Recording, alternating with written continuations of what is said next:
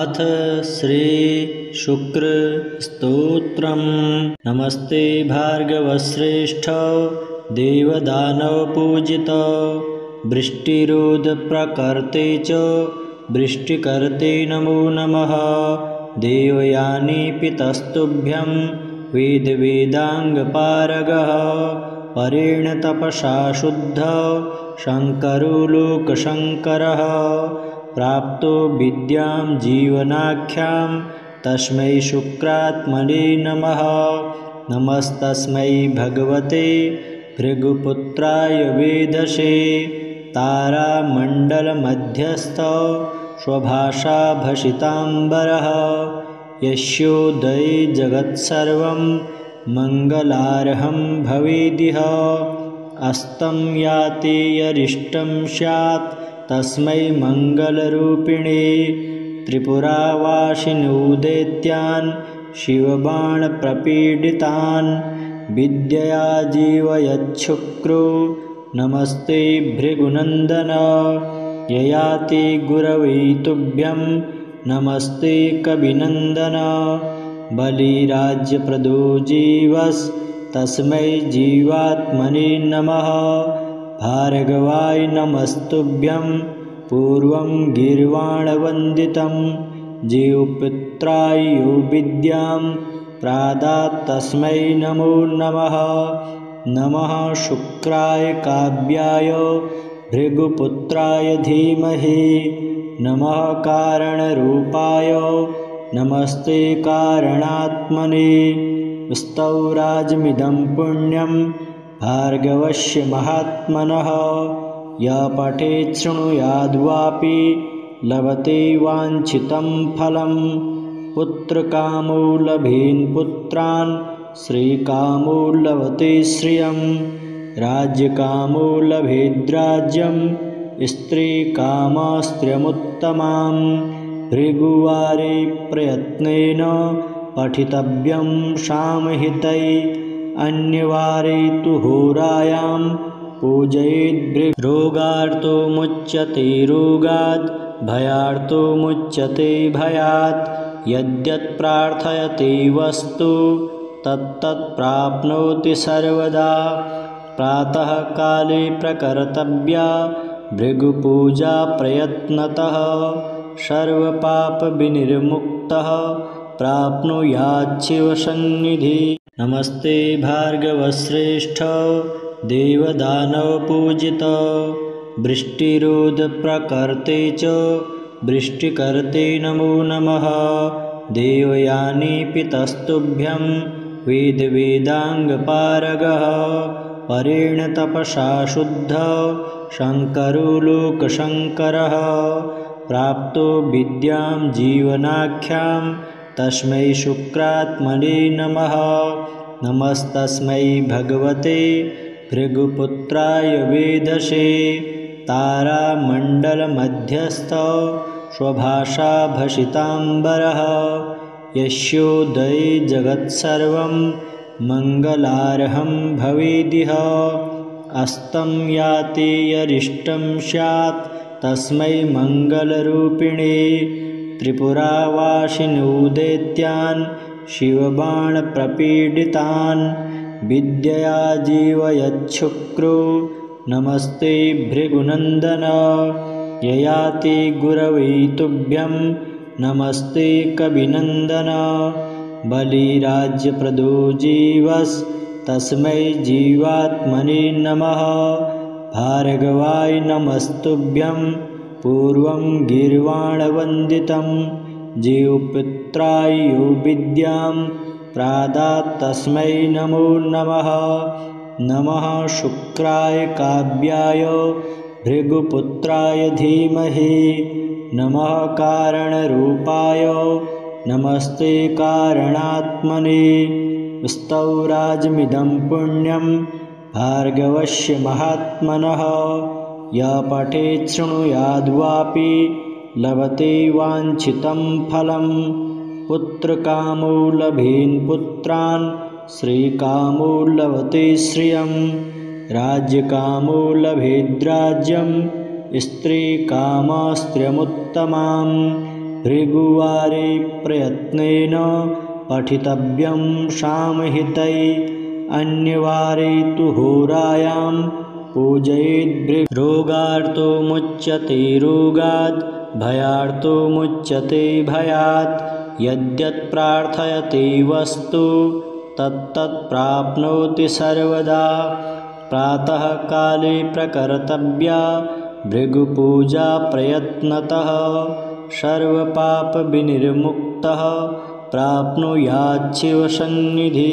नमस्ते भार्गवश्रेष्ठ देवदानवपूजित वृष्टिरोधप्रकर्ते च वृष्टिकर्ते नमो नमः देवयानी पितस्तुभ्यं वेदवेदाङ्गपारगः परेण तपसा शुद्ध शङ्करो लोकशङ्करः प्राप्तो विद्यां जीवनाख्यां तस्मै शुक्रात्मने नमः नमस्तस्मै भगवते भृगुपुत्राय वेधसे तारामण्डलमध्यस्थ स्वभाषा भसिताम्बरः यस्योदये जगत्सर्वं मङ्गलार्हं भवेदिह अस्तं याति यरिष्टं स्यात् तस्मै मङ्गलरूपिणे त्रिपुरावासिनोदैत्यान्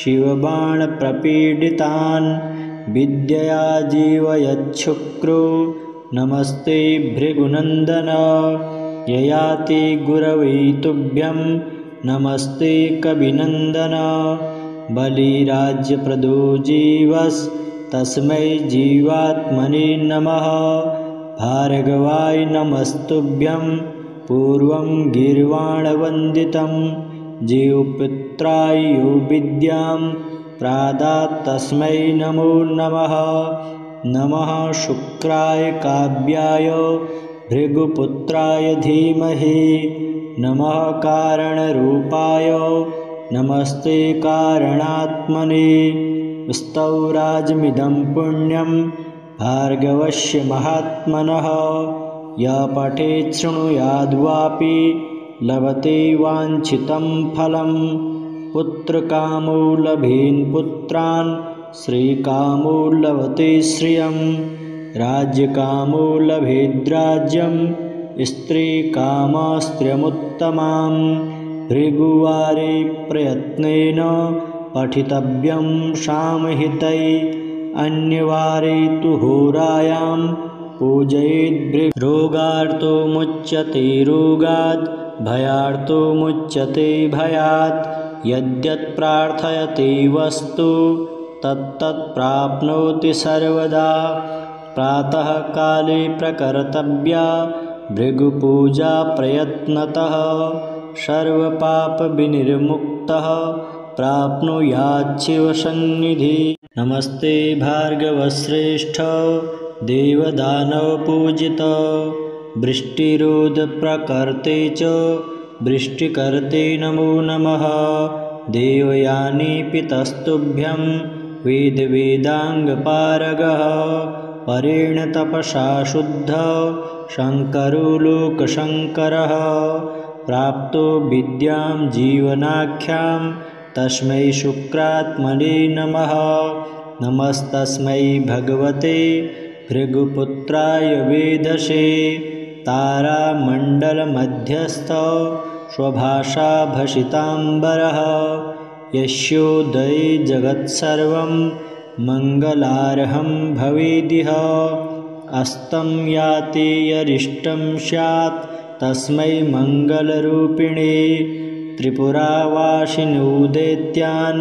शिवबाणप्रपीडितान् विद्यया जीवयच्छुक्रो नमस्ते भृगुनन्दन ययाति गुरवे तुभ्यं नमस्ते कविनन्दन बलिराज्यप्रदो जीवस्तस्मै जीवात्मने नमः भार्गवाय नमस्तुभ्यं पूर्वं गीर्वाणवन्दितं जीवपुत्राय यो विद्यां प्रादात् तस्मै नमो नमः नमः शुक्राय काव्याय भृगुपुत्राय धीमहि नमः कारणरूपाय नमस्ते कारणात्मने स्तौराजमिदं पुण्यं भार्गवस्य महात्मनः य पठेत् शृणुयाद्वापि लभते वाञ्छितं फलं पुत्रकामो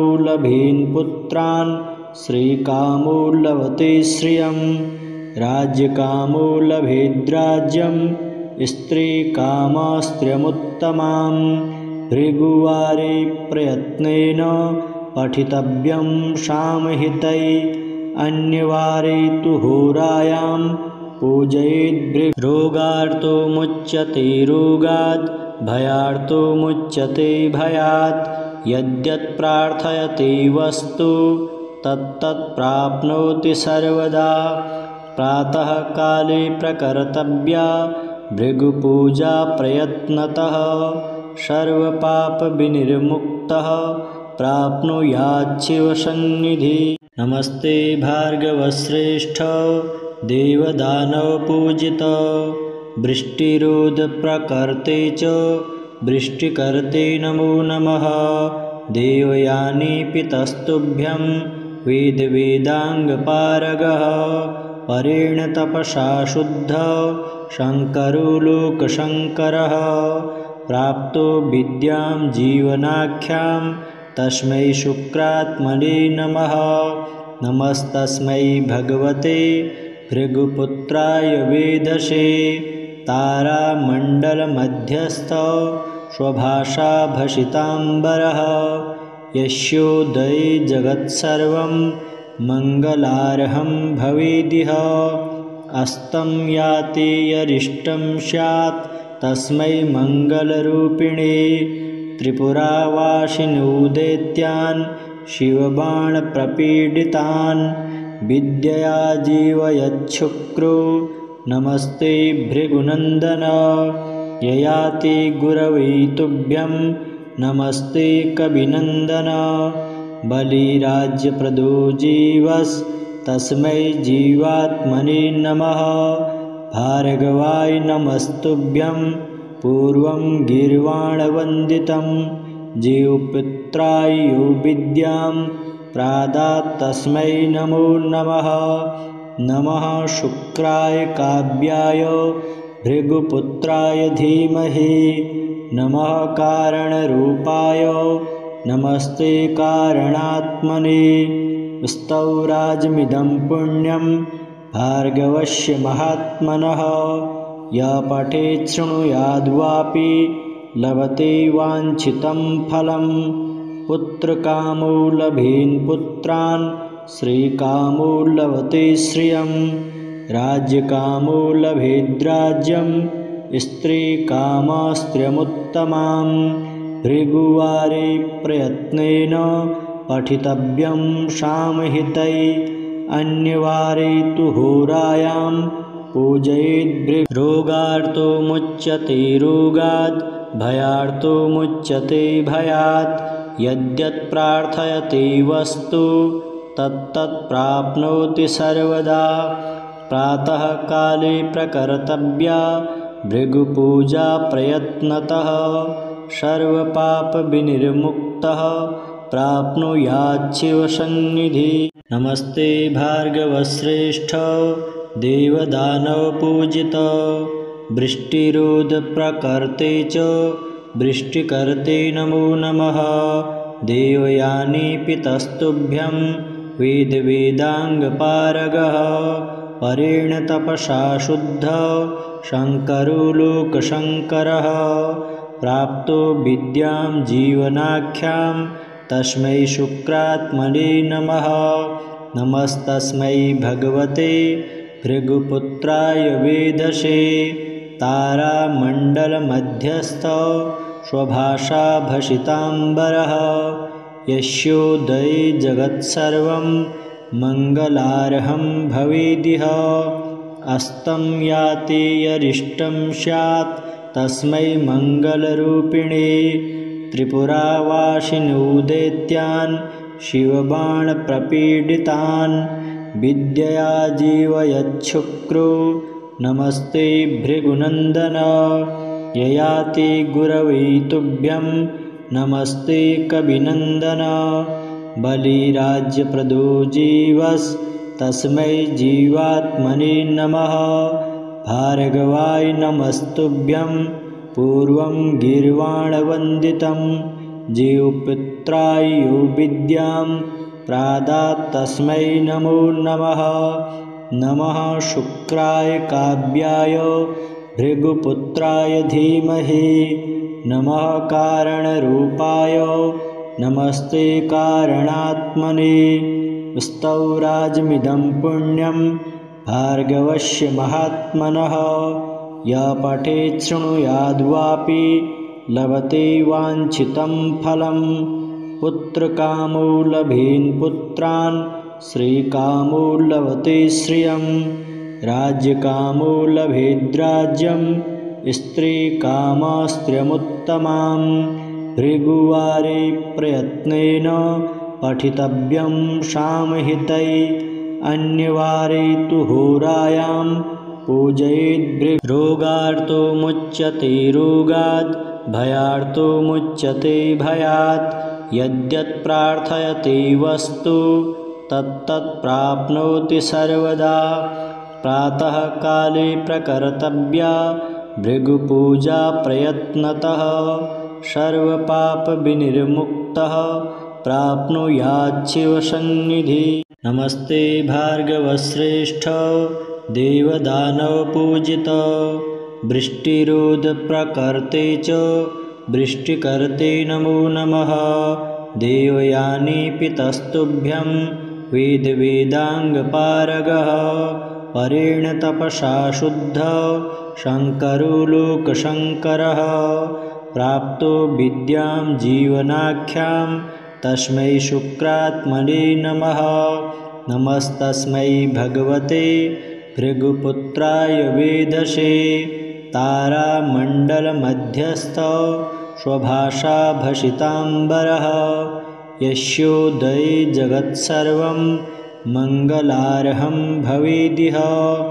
अस्तं याति यरिष्टं स्यात् तस्मै मङ्गलरूपिणे त्रिपुरावासिनोदैत्यान् शिवबाणप्रपीडितान् विद्यया जीवयच्छुक्रो नमस्ते भृगुनन्दन ययाति गुरवे तुभ्यं नमस्ते कविनन्दन बलिराज्यप्रदो जीवस्तस्मै जीवात्मने नमः भार्गवाय नमस्तुभ्यं पूर्वं गीर्वाणवन्दितं जीवपुत्राय यो विद्यां प्रादात् तस्मै नमो नमः नमः शुक्राय काव्याय भृगुपुत्राय धीमहि नमः कारणरूपाय नमस्ते कारणात्मने स्तौराजमिदं पुण्यं भार्गवस्य महात्मनः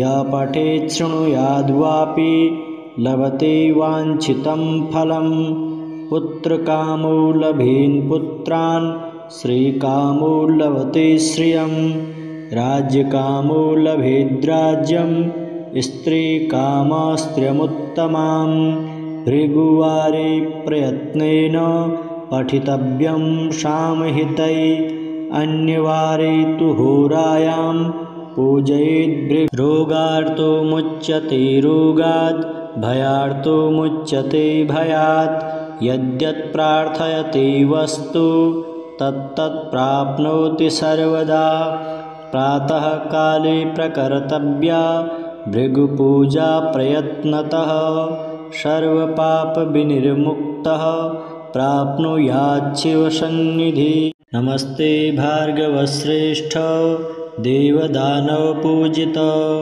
वृष्टिरोधप्रकर्ते च वृष्टिकर्ते नमो नमः देवयानी पितस्तुभ्यं वेदवेदाङ्गपारगः परेण तपसा शुद्धः शङ्करो लोकशङ्करः प्राप्तो विद्यां जीवनाख्यां तस्मै शुक्रात्मने नमः नमस्तस्मै भगवते भृगुपुत्राय वेदसे तारामण्डलमध्यस्थ स्वभाषा भसिताम्बरः यस्योदये जगत्सर्वं मङ्गलार्हं भवेदिह अस्तं याति यरिष्टं स्यात् तस्मै मङ्गलरूपिणे त्रिपुरावासिनोदैत्यान् शिवबाणप्रपीडितान् विद्यया जीवयच्छुक्रो नमस्ते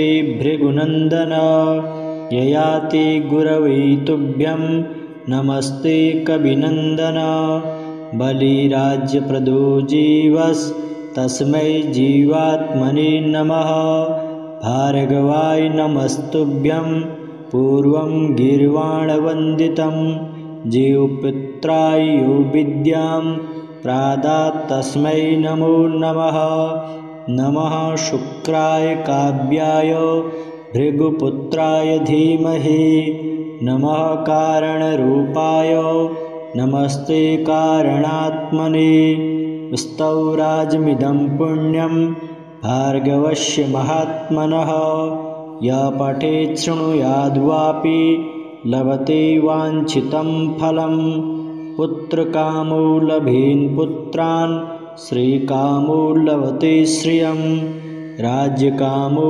लभेद्राज्यं स्त्रीकामस्त्रियमुत्तमां भृगुवारे प्रयत्नेन पठितव्यं सामहितै अन्यवारे तु होरायां पूजयेद् रोगार्तो मुच्यते रोगात् भयार्तो मुच्यते भयात् यद्यत् प्रार्थयते वस्तु तत्तत् प्राप्नोति सर्वदा प्रातः काले प्रकर्तव्या भृगुपूजा प्रयत्नतः सर्वपापविनिर्मुक्तः प्राप्नुयाच्छिवसन्निधि नमस्ते भार्गवश्रेष्ठ देवदानवपूजित वृष्टिरोधप्रकर्ते च वृष्टिकर्ते नमो नमः देवयानी पितस्तुभ्यं वेदवेदाङ्गपारगः परेण तपसा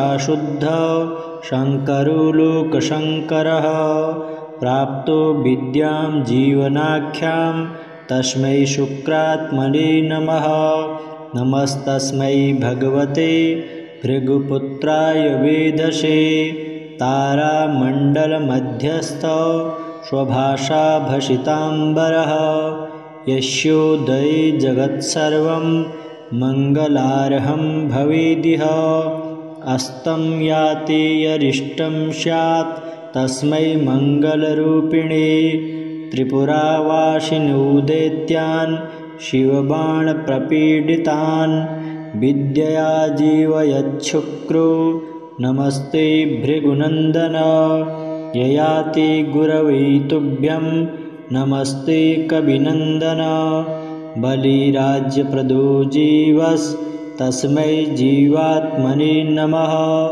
भार्गवाय नमस्तुभ्यं पूर्वं गीर्वाणवन्दितं जीवपुत्राय यो विद्यां प्रादात् तस्मै नमो नमः नमः शुक्राय काव्याय भृगुपुत्राय धीमहि नमः कारणरूपाय नमस्ते कारणात्मने स्तौराजमिदं पुण्यं भार्गवस्य महात्मनः य पठेत् शृणुयाद्वापि लभते वाञ्छितं फलं पुत्रकामो लभेन् पुत्रान् श्रीकामो लभते श्रियं राज्यकामो लभेद्राज्यं स्त्रीकामस्त्रियमुत्तमां भृगुवारे प्रयत्नेन पठितव्यं सामहितै अन्यवारे तु होरायां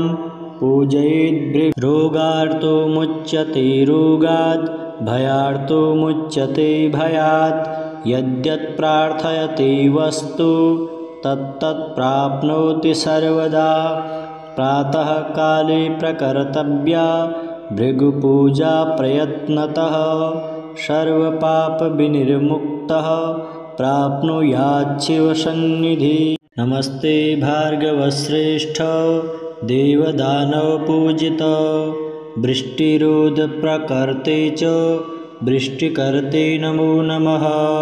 देवयानी पितस्तुभ्यं वेदवेदाङ्गपारगः परेण तपसा शुद्धः शङ्करो लोकशङ्करः।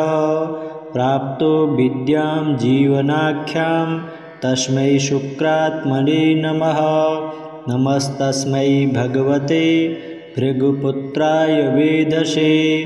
तारामण्डलमध्यस्थ स्वभाषा भसिताम्बरः यस्योदये जगत्सर्वं मङ्गलार्हं भवेदिह।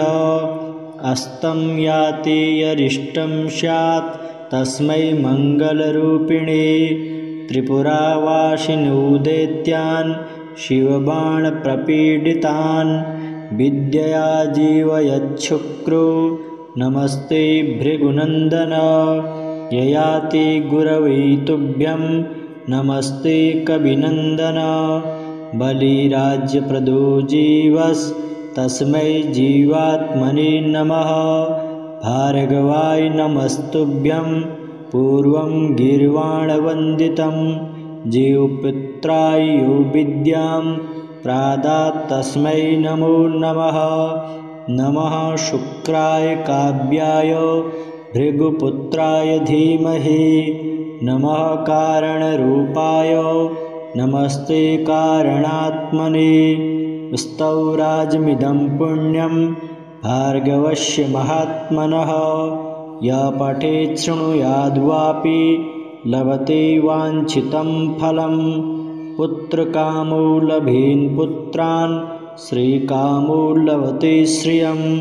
राज्यकामो लभेद्राज्यं स्त्रीकामस्त्रियमुत्तमां। भृगुवारे प्रयत्नेन पठितव्यं सामहितै। अन्यवारे तु होरायां पूजयेद्। रोगार्तो मुच्यते रोगात् भयार्तो मुच्यते भयात्।